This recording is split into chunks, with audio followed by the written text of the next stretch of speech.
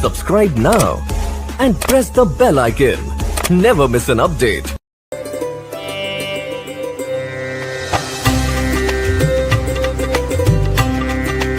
जय हिंद दोस्तों, कैसे हैं आप सभी। दोस्तों, उत्तर भारत में मां गंगा के पावन तट पर बसा हरिद्वार हिंदुओं के महत्वपूर्ण तीर्थ स्थलों में से एक है। हरिद्वार अपने धार्मिक महत्व, प्राचीन सभ्यता, अनमोल विरासत और अटूट श्रद्धा विश्वास के लिए जाना जाता है। यहीं से मां गंगा पर्वतों को छोड़कर मैदानी क्षेत्रों में अमृत फैलाती हैं। हरिद्वार का अर्थ है भगवान विष्णु का द्वार। इसे ही देवताओं की प्राप्ति का द्वार भी कहते हैं। तो दोस्तों, आज के इस खास और इंफॉर्मेटिव वीडियो में मैं आपको सनातन धर्म के सबसे पवित्र शहर हरिद्वार में दर्शन और यात्रा की संपूर्ण जानकारी बताने वाला हूं। तो अगर आप भी हरिद्वार घूमने की प्लानिंग बना रहे हैं तो आप एकदम सही वीडियो देख रहे हैं। ये वीडियो आपकी बहुत हेल्प करेगा। इस वीडियो में बात करेंगे आप यहाँ तक कैसे पहुँचेंगे, रुकने के लिए होटल या धर्मशाला कहाँ पर लेना चाहिए, यात्रा और दर्शन का सही तरीका क्या है, आप यहाँ पर कहाँ कहाँ घूम सकते हैं, खाने पीने की कैसी व्यवस्था है और वीडियो के लास्ट में बात करेंगे संपूर्ण बजट की। तो हरिद्वार यात्रा की A to Z complete information के लिए वीडियो को एक बार पूरा जरूर देखें। दोस्तों, हमारे सनातन धर्म में कुंभ का विशेष महत्व माना जाता है। ये कुंभ भारत के 4 प्रमुख स्थान उज्जैन, नासिक, प्रयागराज और हरिद्वार में हर 12 वर्षों में बारी बारी से आयोजित होते हैं। हरिद्वार बहुत ही प्राचीन तीर्थ है। पुराणों में इसे गंगा द्वार, माया तीर्थ, मोक्ष द्वार और सप्त स्रोत आदि नामों से वर्णन किया गया है। तो चलिए फिर वीडियो में आगे बढ़ते हैं और एकदम शुरू से शुरू करते हैं और जानते हैं आप यहाँ तक कैसे पहुँचेंगे।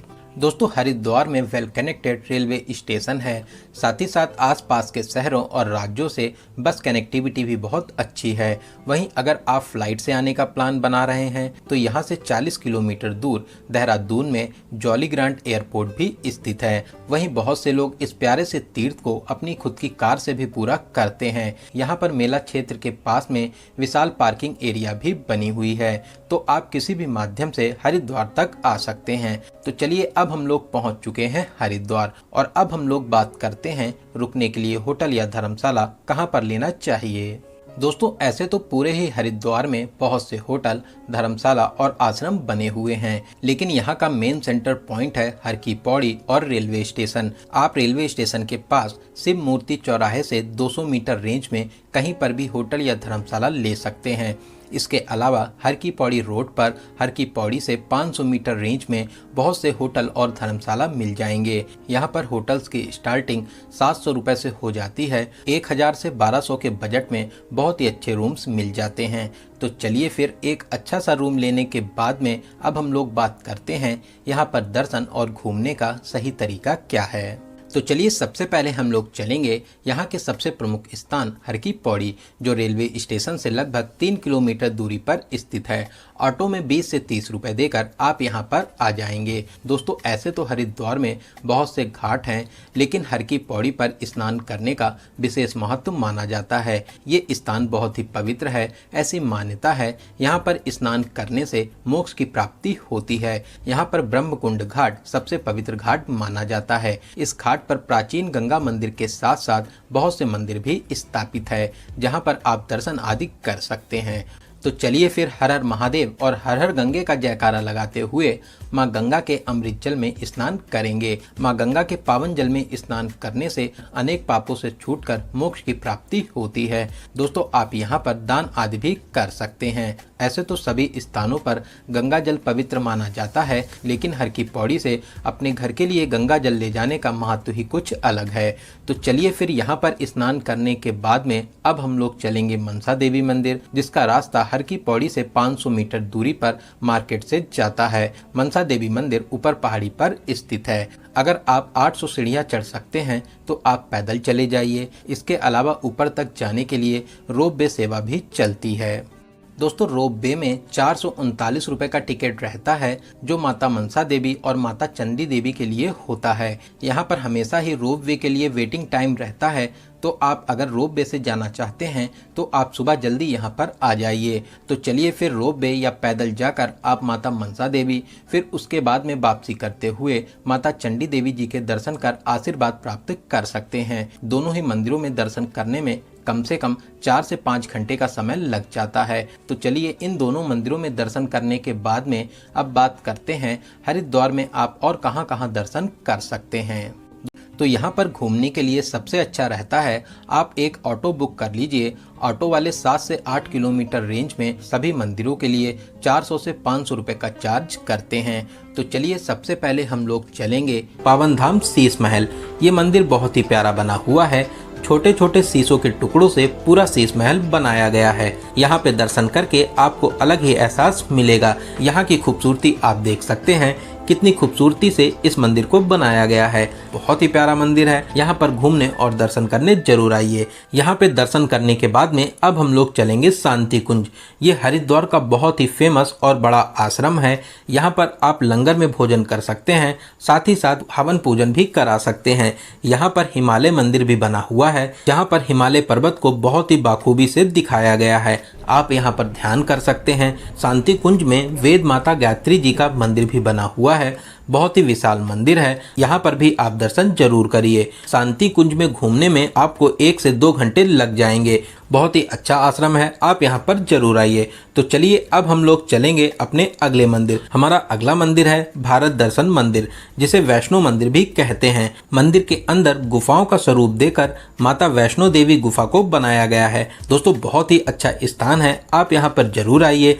आपको यहाँ पर दर्शन करके बहुत ही ज़्यादा अच्छा लगेगा। कुछ ही दूरी पर भारत माता मंदिर भी स्थापित है। तो चलिए अब हम लोग चलेंगे भारत माता मंदिर में दर्शन करने के लिए। भारत माता मंदिर 7 मंजिला मंदिर है। हर एक मंजिल पर अलग अलग मंदिर स्थापित हैं। मंदिर में प्रवेश कर 5 रुपए का टिकट देकर लिफ्ट के माध्यम से हम लोग सबसे ऊपरी 7वीं मंजिल पर आ जाएंगे। फिर हर एक मंजिल में दर्शन करने के बाद में नीचे उतरते हुए हम लोग सबसे नीचे आ जाएंगे। सबसे ऊपरी मंजिल पर शिव जी का मंदिर है। फिर उसके नीचे वाली मंजिल पर विष्णु जी का मंदिर स्थापित है। फिर उसके बाद में 5वीं मंजिल पर शक्ति मंदिर माता रानी का प्यारा सा मंदिर स्थापित है। चौथे खंड पर सभी प्रदेशों की कला संस्कृति और वहाँ के मंदिरों को दिखाया गया है। फिर उसके बाद में हम लोग तीसरे खंड पर आ जाएंगे। यहाँ पर सभी ऋषि मुनि और महापुरुषों को दिखाया गया है। आप यहाँ पर सभी महापुरुषों के दर्शन कर सकते हैं। फिर उसके बाद में दूसरे खंड पर मातृ शक्ति मंदिर स्थापित है, जहाँ पर आप सभी महान माताओं के दर्शन कर सकते हैं। खंड 1 पर भारत माता का मंदिर स्थापित है, जिनके नज़ारे देखकर आपका दिल खुश हो जाएगा। दोस्तों आपको यहाँ पर बहुत ही ज़्यादा अच्छा लगेगा। तो आप इस मंदिर में दर्शन करने जरूर आइए। भारत माता मंदिर मार्ग पर ही श्री राम मंदिर भी बना हुआ है। यहाँ पर भी आप दर्शन कर सकते हैं। दोस्तों इन सभी मंदिरों में दर्शन करने के बाद में श्री गीता मंदिर, जो हर की पौड़ी से 4.5 किलोमीटर दूरी पर स्थित है। दोस्तों ये बहुत ही प्यारा और भव्य मंदिर बना हुआ है। यहाँ पर आप श्री गीता माता, विष्णु भगवान, महादेव और राधा रानी के दर्शन कर आशीर्वाद प्राप्त कर सकते हैं। साथ ही साथ मुख्य मंदिर के बाहर ही संकट मोचन हनुमान जी और श्री गणेश जी के मंदिर भी स्थापित हैं। दोस्तों बहुत ही दिव्य और अलौकिक स्थान है, आप यहाँ पर दर्शन करने जरूर आएं। तो यहाँ पर दर्शन करने के बाद में अब हम लोग चलेंगे श्री दक्षेश्वर महादेव दक्ष प्रजापति मंदिर में दर्शन करने। दोस्तों ये मंदिर बहुत ही प्राचीन है, साथ ही इस मंदिर की विशेष मान्यताएं भी मानी जाती हैं। पुराणों के अनुसार एक बार राजा दक्ष प्रजापति ने महायज्ञ का आयोजन किया, जिसमें सभी देवी देवताओं को आमंत्रण भेजा, लेकिन भगवान शिव को आमंत्रित नहीं किया। जब माता सती को इस बात की जानकारी हुई, तब उन्होंने अपने पिता दक्ष प्रजापति के महायज्ञ में शामिल होने के लिए महादेव से बहुत जिद की और महायज्ञ में शामिल होने के लिए अकेले ही पहुंच गईं। लेकिन वहां पर दक्ष प्रजापति ने माता सती और महादेव का बहुत अपमान किया। इससे आहत होकर माता सती ने यज्ञ की वेदी में कूदकर आत्मदाह कर लिया। जब इस बात की जानकारी महादेव को हुई तो उन्हें बहुत गुस्सा आया और रुद्र रूप में आकर उन्होंने अपनी जटाओं को शिलाओं से पटकने लगे, जिससे वीरभद्र की उत्पत्ति हुई और महादेव जी के आदेश पर वीरभद्र ने दक्ष प्रजापति का सिर काट दिया। बाद में देवताओं के आह्वान पर बकरे का सिर लगाकर दक्ष प्रजापति को जीवन दान देकर माफ भी कर दिया। इसी कथा के अनुसार इस मंदिर को दक्षेश्वर महादेव के नाम से जाना जाता है। यहाँ पर महादेव बहुत ही अद्भुत रूप में विराजमान हैं। साथ ही साथ अग्नि कुंड भी बना हुआ है। आप यहाँ पर दर्शन कर आशीर्वाद प्राप्त कर सकते हैं।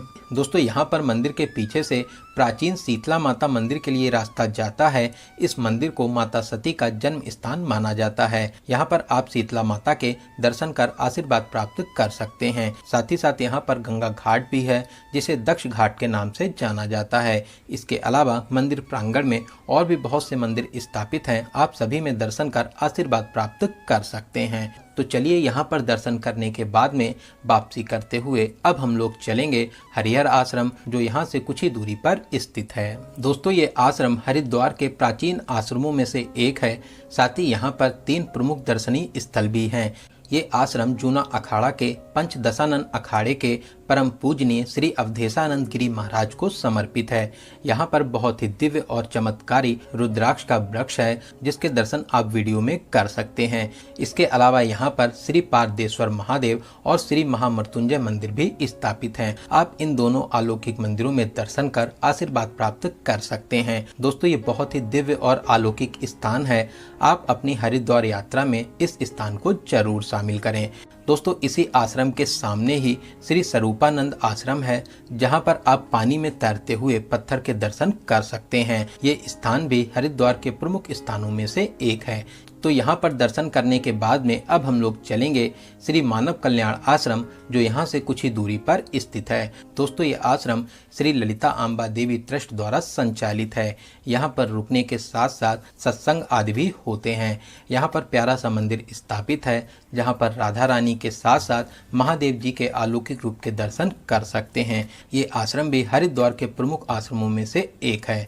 तो इन सभी जगहों पर दर्शन करने के बाद में शाम को 5 से 6 बजे आप फिर से हर की पौड़ी पर आ जाइए। शाम को यहाँ पर भव्य गंगा आरती का आयोजन भी होता है। इस गंगा आरती में शामिल होने के लिए दूर दूर से लोग आते हैं। आप चाहें तो ब्रह्मकुंड घाट या फिर घंटाघर घाट पर बैठकर सामने से आरती में शामिल हो सकते हैं। इस दिव्य आरती में शामिल होकर आपको बहुत ही शांति और सुकून मिलेगा। फिर आरती होने के बाद में आप अगर चाहें तो अपने होटल या फिर घर के लिए वापसी भी कर सकते हैं। तो चलिए बात करते हैं यहाँ पर खाने पीने की कैसी व्यवस्था है।